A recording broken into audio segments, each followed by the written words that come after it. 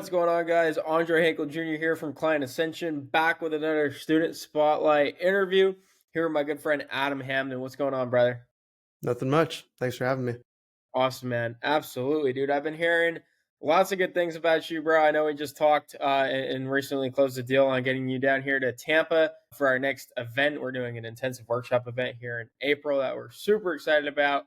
Rumor is there's going to be a boat similar to the event in October of last year. So we're pumped to get you down here, bro, and get to meet you in person and work on your business in person. But for our audience listening and tuning in, I want to make sure that they get value, especially from you, because you've just had so much success recently. So I'm sure you have a lot of wisdom to share with them. And so to get us started, bro, can you just let us know a little bit about who you are and what you're currently working on? Yep. So my name is Adam. I run an SEO company for SaaS companies specifically, and mainly just B2B companies. I run the SEO agency, and then right now I'm building a software on the side that is for SEO companies. But that's what I'm working on. 19 years old. I stopped at college after getting my associates. So basically Oh, college you're dropout. 19, yeah. Oh, dude, you look way older than that, like in a I good way. appreciate that. Obviously, with your business results as well. I mean, that's insane, dude. Yeah. Congrats, Thank you. huge. So tell me, how did you hear about Client Ascension? It seems to just be attracting like I just had Eamon on, who's 19 years old. He's doing over Yeah. 93 grand a month with his YouTube content agency. Like, where are all of you guys hearing or finding out about Client Ascension? Yeah, I've been following you guys for like 3 years probably. So I've been doing cold email for a long time, just trying cold email. I never did it successfully until now, but I've been following you guys on Twitter. It all came from Twitter or X. And I tried entering Client Ascension about a year ago. I couldn't afford it at that time. I had like no capital. I'm still in high school. But so I knew about you guys like the whole time. And I Fair was enough. like, You're like saving up for prom and everything. yeah, exactly. I was saving up to rent a tux. Finally, when I did have the capital, I was like, how should I use this? Well, Client Ascension, I've always known about them. I think they're killers. And it was even higher than I expected. But basically just Twitter. Yeah. Dude, that's crazy. So you had the thought in your mind to join the program over a year ago. Yeah. Wow. And then the game plan, since you weren't able to join right then and there, was to basically work towards being able to join? Basically, yeah. I've always wanted to enter like a really good coaching program. I always knew Client Ascension was probably like the best coaching program. So back then, you guys didn't have a guarantee, I don't think, or it might have been different. So then this new guarantee, I saw it and I was like, let me save up for this. And I did. Yeah. Yeah. You knew it would work out either way Yeah. with just how the program was structured and whatnot. That's awesome, man. So tell us a little bit about what happened during that year leading up to you joining the program, because I know a lot of people listening to this right now can super relate to what you just said. They're Yep. younger, they're newer to the agency space, and they know Client Ascension is the right thing for them in their business. They just can't afford to join right here and now, which makes sense, right? Coaching programs are not cheap. They're Hmm. not a low level commitment. Like, you have to be all in, and you also have to put your money where your mouth is. And not everyone's ready for a decision to do that today. But it's not to say that they can't do that a year from now. So if you're, in the shoes of the audience saying you're out from being able to make this investment, like, what do you actually show up and do on a daily basis, monthly basis to make that happen? Yeah.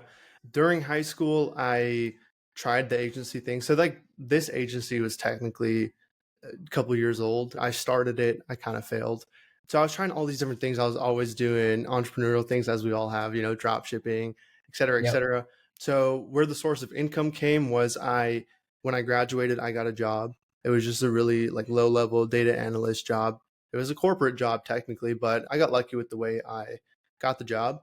But yeah, I was just going through college and saving up. And I mean, the investment it was big to me back then, but now I'm looking at it, it's like, not Yeah. that big of an investment. So I didn't have to save that much. I saved just enough for maybe the first month or two.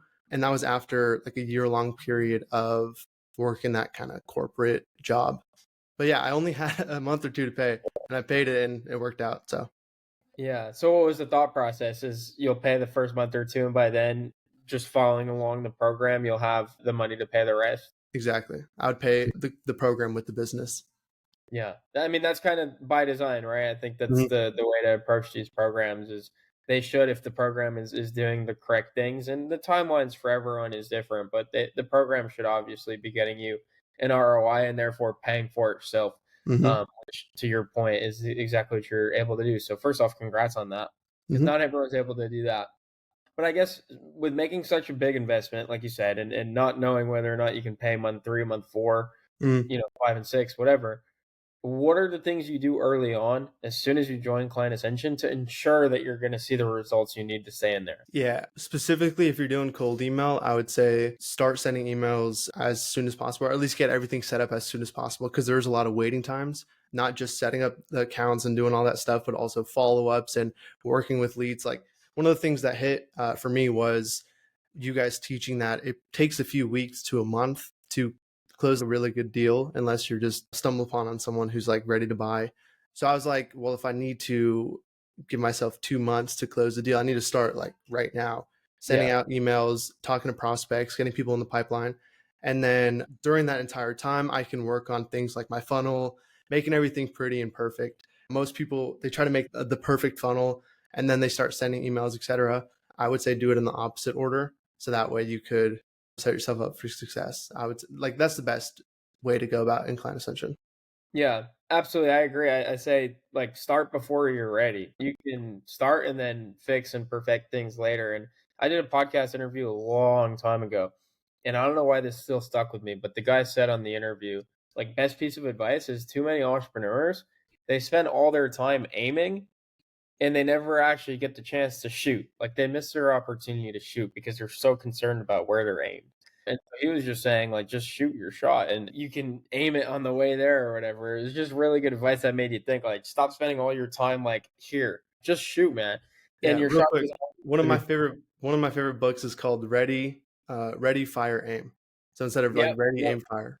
Exactly, exactly. So, like, the concept is so backwards to most people, Mm-hmm. but that's, like, how you have to approach entrepreneurship. Another great example of this is, like, what's an entrepreneur? It's someone that can figure out how to land safely after jumping out of a plane with nothing. Yeah. It's like you first jump and then you build something on the way down, Mm-hmm. which is a high pressure environment. So I guess It is. how, as a 19-year-old, do you deal with these things, with the stress and anxiety and pressure that comes from being an entrepreneur? Honestly, I mean, for me, I know you might relate to this. I don't know about the audience, and this might not be best for the podcast, but I believe in God and I trust in God a lot, and that removes a lot of anxiety and stress. I think the more real answer at the end of the day, a lot of people just let it get to them. It's just it's all it's all non-tangible, it's none of it's in reality, so I'm able to eliminate that. My age isn't really a factor for me. I just think of it as a game. I think that's the Yeah, best answer. It's really just a game to me, and it's like it's a really fun game, especially when you're in client ascension and doing all these things, but working on your different attributes, your landing page is one attribute, et cetera, et cetera. It's a really fun game, so if I treat it as that, totally fine. exactly, bro. Literally, the two things you just mentioned are exactly how I've played this as well. And I started entrepreneurship pretty early as well. I started like when I was around 16. I didn't have success until very recently. So you're Mhm. way ahead of the game. I started early, but it didn't have success as early as you did. But the two things that kept me in the game and kept me going and with a positive mindset was, like you said, like, it's just a game at the end of the day. And so, like, have fun. That's why you play games, is to have fun. And so if you're not Mhm. having fun, you're doing something wrong. And then number two, it's like I can only control so much. I can only do so much. The results are out of my hands and in God's hands. And so if I Mhm. just trust in God's plan and God's timing, things will work out the way they're supposed to, maybe not the way I want them to. Mhm. And so you could probably relate to this. And I think it's perfect for the audience and for the podcast, because anyone listening that has some business experience can relate to, like, being so frustrated about something in the moment, and then a couple of months go by and they realize that was like the best thing that ever happened to them. Mhm. Like, one of the best examples I used for this, bro, is like when we started our agency, we couldn't sign a client to save our lives. And I was like, why, God? Like, I'm doing everything. I'm sending the emails, practicing the sales calls, like doing everything that I can think to do to sign a freaking client. And I Mhm. just couldn't sign one. And I couldn't understand why. And it wasn't until 6 months later, 12 months later, that I realized that we were not ready to take on clients. Like, we had no organization or idea Mhm. what we were going to do when we got the client in the first place. And so God was basically protecting me from ruining my reputation if I were to get those clients. Yep. And in the moment, I was so frustrated because all I wanted was clients. But I Mhm. realized if I had got clients in that instance, I I would would have have failed. ruined. the rest of my career. And I say Yeah. that in obviously an overstated way, but like it's just crazy when you think back to some of those moments of frustrations. It's like it might frustrate you and upset you in the moment, but just trust where this is all going and continue to just do the things you can show up and control, which are the inputs instead of the outputs, right? And so I love that that's where you're focused and centered in because that's what's going to take you far, bro. Like, seriously, out of all the things we'll talk about in this interview, that's what's going to help you to outlast all the competition, which is really the only strategy you should care about. Mm-hmm. Absolutely. I agree. Excited for you, bro. It's awesome. I'm excited. So, just a little bit of clarity I'd like to bring up here. So, when you joined Client Ascension, did you already have an agency or you were working on, or what did that look like? Yeah. So I started the agency like 2 years prior to joining Client Ascension, and that failed. I did that for months, and then I was doing cold email mainly, but my volume was way too low. I had a completely different mindset. I didn't really know what it was, even though I thought I did. So I kind of shut that down. But I did work with a couple clients for free case studies because that was kind of the big thing. Hey, work for free, get case studies. You don't need payment right now. So I did that, and I'm pretty happy I did that. I had some business processes in place, some templates, some spreadsheets.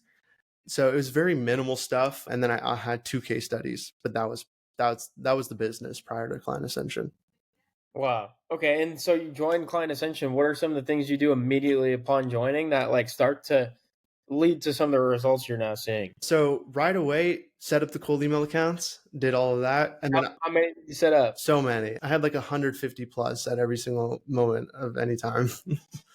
And then the next, I think our recommendation's like 20, yeah, and like which I still think is way too low, yeah, but most people are not even willing to do that. yep, You said 150, bro. 150, something like that. Yeah, Like 150. think about that. You do that in every category. You 7x or 10x the amount that is expected of you.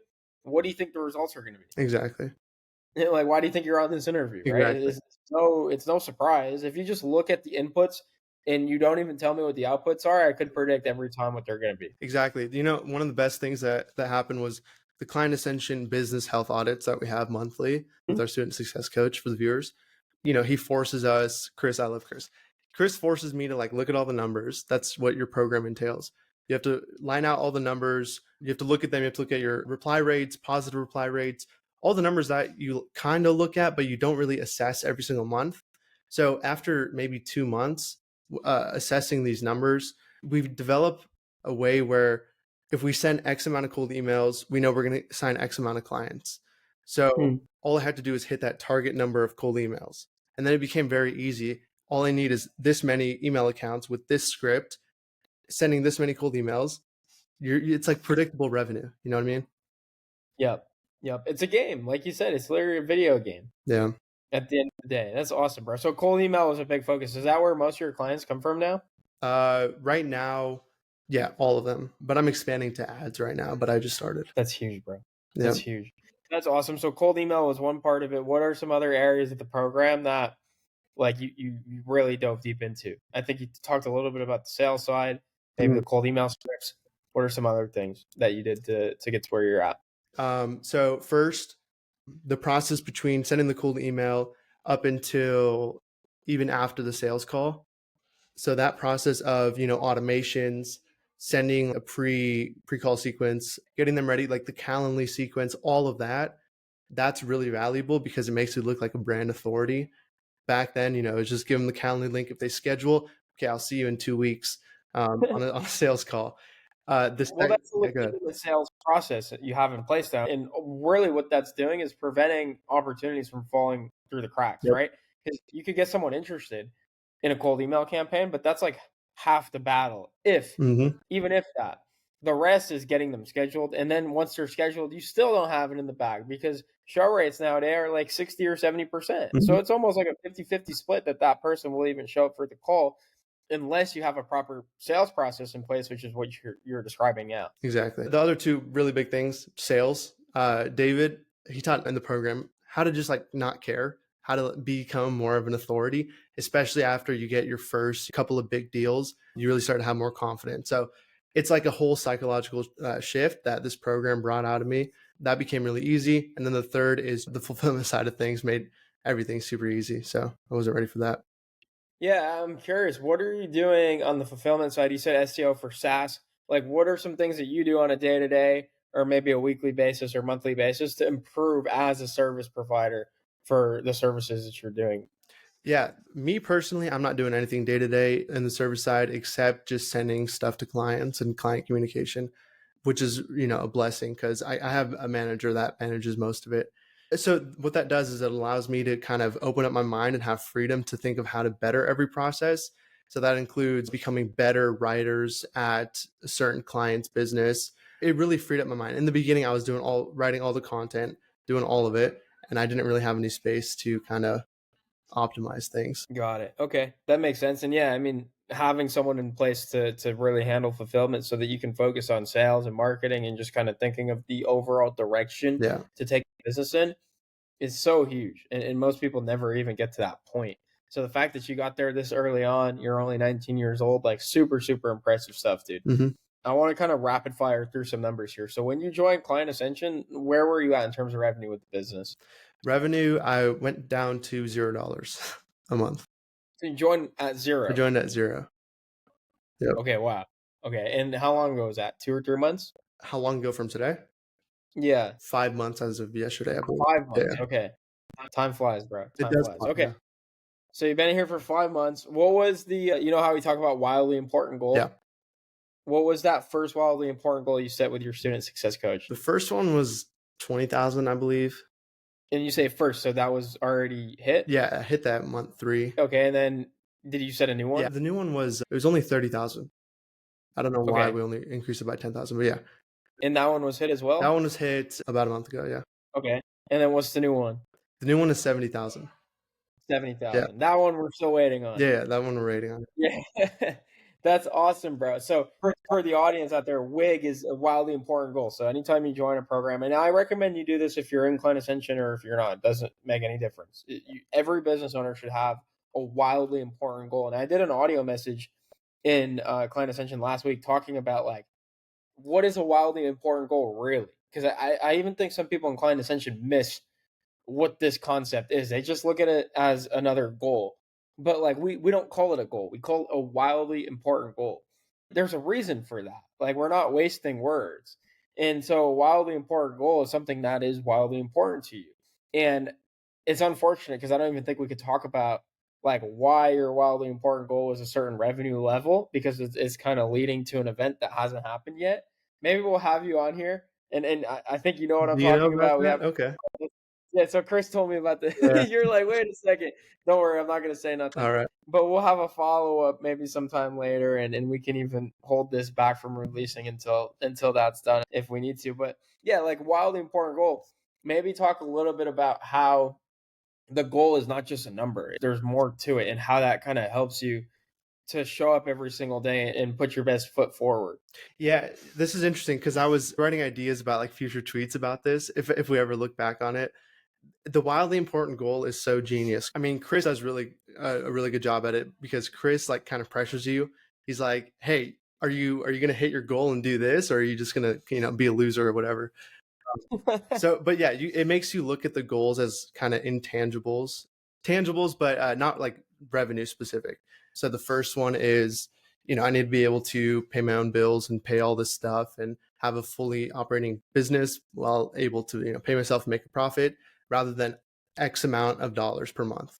There's like a full, lifestyle that you're kind of achieving. The second goal, about what it is, it's like something really important. It's moving my life forward. So obviously the goal is going to be more valued in my eyes. And then, like 70K, that's probably when I'm able to move to an owner perspective where I'm kind of like driving the business from a very high level and doing very high level things. So that's kind of what I'm focused on rather than just 70K. There's more to the number. It's not just a number. And because if it's just a number, like, dude, when things get tough, you're so much more likely to just Yeah. quit. A number is insignificant at the end of the day. It Mhm. might seem important, it might seem cool, but like, and you see this all the time on Twitter. You probably saw it for the 3 years that you were following us. Like everyone's talking about like this 10K Yeah. number, and like when they hit 10K, everything will change. And yeah, it might seem like that when you're not at 10K, and then when you get to 10K, if the only reason to get to 10K was to get to 10K, you're going to be kicking yourself because you're not going to feel any Mhm. change or any sense of achievement or fulfillment. So for you, like you came into this program, yeah, you probably wanted to hit 10K and you did, Mhm. but like knowing that it wasn't just for the sake of that number, but for something much more important to you and significant to you specifically, that's why I think you're able to race towards these wildly important goals and have 3 or 4 set within the 6 months that you join, Mhm. right? I think that's a huge achievement within itself. As most people join Client Ascension, they set a wildly important goal, and every goal is different because of where they are in their business when they join to where they actually want to go. Everyone has different goals, but like I haven't heard a scenario in which someone's had to set their wig 3 different Mhm. times because they've hit it so many times in that first 6 months. So that's awesome, dude. Yeah, totally agree. Awesome, man. So, a couple more questions here for you. I want to kind of turn it back to the audience and make sure these guys are getting tons of value, especially because we're sitting with a really successful 19-year-old SEO agency owner. I mean, it's just the coolest thing, dude. Your age. Mhm. I think the audience is going to feel the same way and just be shocked at where you're at and what you've accomplished. But what's one piece of advice you'd have for other students in the program? Because as you know, any coaching program you can join and not see the results that you might be hearing about on an interview like this. What's your advice to those people that might be going through it or suffering in silence is kind of the words we like to use so that they can wake up tomorrow or even today, jump right back into the program and do some of the things that have worked for you. Do you want specifics or kind of overall? Let's go specific for the people watching who are in Client Ascension Yeah. and for people who are watching that'll eventually be in there. And then we could take it high level. I'll have a question for that too. Specifics, volume. I'm big about volume. Literally just think of how much volume you could do and then double that and do that. If I have 20 email accounts, I could probably do 40 email accounts. Okay, do 80. Just like go insane on volume. You'll see results come in. The other best thing is probably the video sales letter, the VSL. Focus on that, I guess. Honestly, in the program, I stopped showing up to the coaching calls. I don't really have the time anymore. So just don't overthink it. Just do a bunch of volume. Love that, bro. Love that. In the beginning, I'm sure the coaching calls Very were valuable. super important for you to go Yeah. to. And at a certain point, after you hit 2 or 3 of your weeks, it starts to get a little more busy for some other things that you have to take care of. Hmm. That's awesome, man. And so higher level, what advice would you have for just someone that's new to the agency game? Higher level, kind of what we were talking about earlier. Treat it like a game. Don't overthink it. So I noticed that sometimes I attach my personal life with the business life. So if I'm not treating the business as its own conscience, if the business is kind of dipping, my personal life, I'm dipping, I'm getting stressed out, I'm getting, et cetera, et cetera. So if you separate your business and your personal and you let your business kind of be its own conscience, then your personal life, you shouldn't have a ton of stress at 19 years old. It's pretty unhealthy. So I would say just separating that. I don't know if that's good advice, but that's what I do. And it helps. Oh, absolutely, bro. Absolutely. I think keeping things separate and having all these things backed by faith as Yes. well just roots you so deeply into again like not being able to be pushed over or like taken out of the game because of some short-term loss or some short-term damage or suffering or setback. So again, like super impressed by your maturity and your mindset and the values that you hold while building this business. Like I'm super bullish on you, bro. And so I'm Appreciate that. excited to see what you're able to accomplish By the way, that's next that's couple. probably the biggest thing. You just said it, that came to mind. Not being knocked out of your game. That's like the biggest thing because there is a game you have, and it's like when you're in a flow, and then when you get knocked out of that, I think it's going to sound super abstract to anyone who's not experienced it, but it's actually it's a real thing where you need to kind of recover, and that skill of recovering back on into your flow, I think that's probably the most important skill. Absolutely, bro. I love it. Well, awesome, bro. Thank you for spending the time with us here today. I'm really excited to see just how your journey continues and unfolds. I know you have a lot of exciting things coming up in your life, and I just can't wait to see some of these wildly important goals get hit again and reset again, just to see how you continue to level up and really what you're doing, bro. More than anything, is inspiring this next generation of students to go from where you were when you first started, which was at zero, to where you are now, which can open up the opportunity to so many amazing things that life has to offer. So just know that you're doing that through just sharing your story here on our channel and just taking action every single day. That's another thing, dude, that I wake up every day motivated by. Is not just a revenue number, but like more of an impact opportunity. Just by showing up and doing these certain things, I'm able to inspire maybe just that one other person that was reconsidering whether or not they should stay in it another day. Hmm. So just know that you're doing that too, bro. Thank you, Andre. Thank you very much. Absolutely, dude. And as a last question for our audience here, I know I'm excited again to follow along, as I've said, and students in Client Ascension, reach out to Adam and connect with him in Slack. That's your best bet. But for anyone outside of Client Ascension, where can they find you and follow you online? I think I would push my LinkedIn the most, but honestly, I'm not too active on any social medias. I would say just I do check my Twitter DMs if you want to DM me on Twitter and talk to me. Awesome, bro. Well, hey, thanks again for spending the time with us here today. Super inspiring story. Keep crushing it. And maybe we'll have you back on here in a little while and talk Hopefully. about Wig and how everything went and what you're up All to right. next. Thanks, Andre. Hey, thanks, Adam. Appreciate it.